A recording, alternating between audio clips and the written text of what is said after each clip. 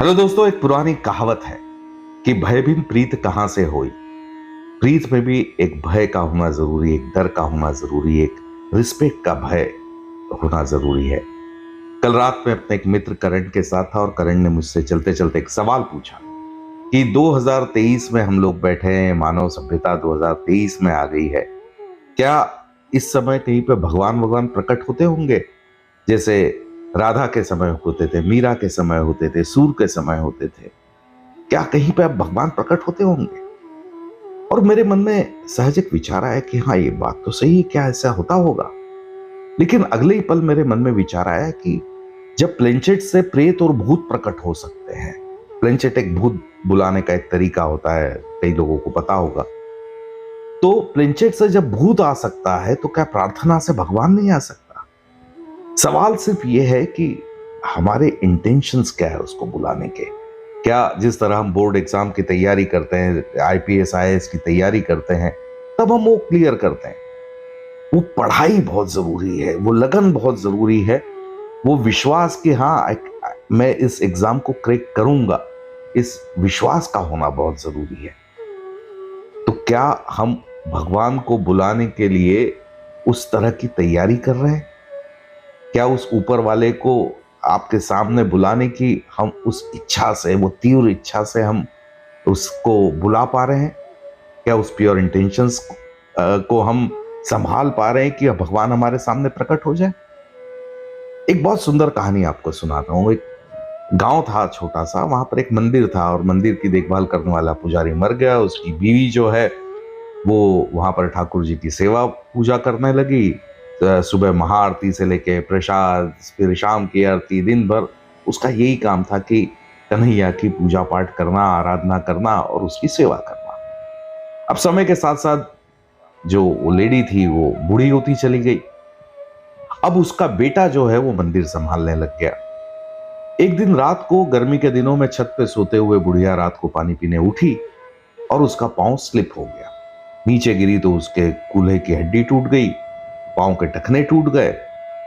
अब बुढ़िया दर्द में कन्हैया को गालियां दे रही है कि मैं जिंदगी भर तेरी पूजा आराधना करती रही, तेरी सेवा करती रही, बदले में तू मुझे दर्द दे रहा है।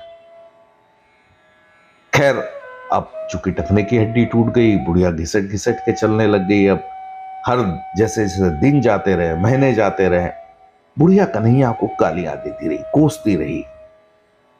उसके अंदर की जो कन्हैया के प्रति उसका जो भाव था, वैरी भाव, वो इतना बढ़ता चला गया कि एक दिन शाम को जब मंदिर से उसका बेटा आया, खाना वाना खा के सोया, उसने देखा कि बेटा सो गया है। वो रात को उसने मंदिर की चाबी निकाली, घिसट घिसट के कैसे तो भी वो मंदिर पहुंची। मंदिर पहुंच के उसने ताला खोला, फिर गर्भगृह में गई और दरवाजा बंद करके बैठ गई।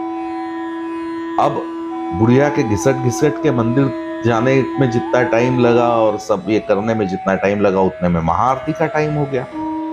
बेटा सुबह उठा, उसने देखा कि माँ नहीं है। घर भर में माँ को ढूंढा। फिर उसने कहा चलो माँ को आके ढूंढता हूं, पहले महाआरती कराते हैं। उसने मंदिर की चाबी देखी तो मंदिर की चाबी नहीं। उसको चोरों का डर हुआ तो भागता हुआ मंदिर पहुंचा। जैसे ही मंदिर पहुंचा तो देखा मंदिर के दरवाजे खुले हुए। उसने कुछ और लोगों को इकट्ठा किया, देखा तो गर्भगृह अंदर से बंद।